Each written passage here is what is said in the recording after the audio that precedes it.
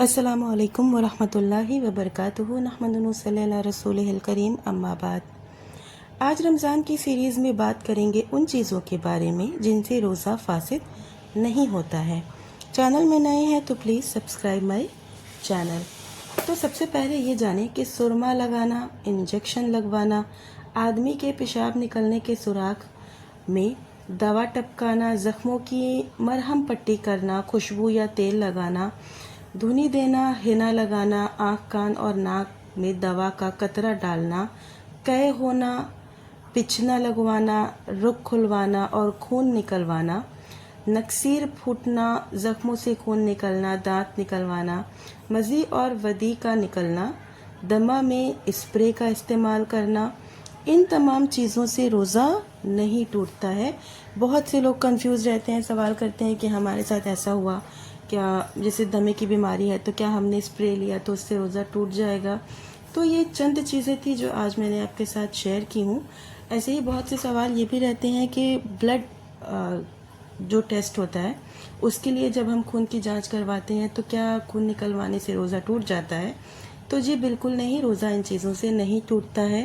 خون کی جانچ اور اس انجیکشن سے روزہ فاسد نہیں ہوتا، جو دوا کے لیے ہو، نہ کہ غذا پہنچانے کے لیے۔ غذا پہنچانے کا مطلب یہ ہوتا ہے کہ جو انرجی، یعنی کہ آپ گلوکوز لیتے ہو انرجی کے لیے، یا کوئی انجیکشن آپ انرجی کے لیے لیتے ہو تو وہ چیز سے روزہ ٹوٹ جاتا ہے۔ لیکن اگر آپ کو غذا نہ پہنچے انجیکشن سے تو روزہ فاسد نہیں ہوتا ہے۔ لیکن بہتر یہ ہے کہ اگر ہو سکے تو رات تک اسے مؤخر کر دیا جائے، یعنی کہ اگر کوشش یہی کریں کہ افطار کے بعد آپ ان چیزوں کو کریں۔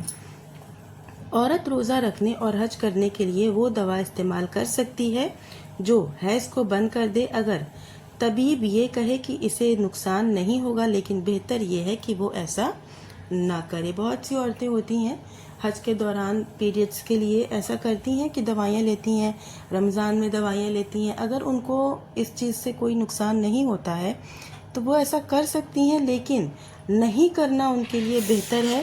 چیزوں کو نیچرل رہنے دینا چاہیے۔ گردے کی صفائی، جس میں خون کو جسم سے نکال لیا جاتا ہے، پھر صفائی کر کے اس میں بعض چیزوں کو ملا کر جسم میں دوبارہ ڈالا جاتا ہے، اس سے روزہ فاسد ہو جائے گا۔ اگر روزہ دار منی نکالے یا مباشرت یعنی بوسہ و مساس نہ کرے، بلکہ جماع کی وجہ سے منی نکل آئے تو وہ گنہگار ہوگا اور اس پر قضا ہے، نہ کہ کفارہ۔ جس شخص نے رمضان میں سفر کیا اور اپنی سفر میں روزہ رکھا، پھر اپنی بیوی سے جماع کر لیا تو اس پر قضا ہے، کفارہ نہیں۔ جو شخص مقیم ہو اور رمضان کے دن میں جماع کرے تو اس پر قضا اور کفارہ دونوں ہے، اگر اس نے جان بوجھ کر نہ کہ بھول کر اور جانتے ہوئے ایسا کیا ہے۔ لیکن اگر ایسا کرنے پر مجبور کیا گیا یا وہ مسئلہ نہیں جانتا ہو یا بھول کر اس نے کیا ہے تو اس کا روزہ صحیح ہوگا، اس پر قضا اور کفارہ نہیں۔ اور عورت دونوں حالتوں میں مرد کی طرح، یعنی کہ جس طرح سے مرد کی حالت ہے وہی چیزیں عورتوں پر بھی لازم ہوں گی۔ ویڈیو کو میں زیادہ لمبی نہیں کروں گی، ویڈیو کو یہیں ختم کروں گی۔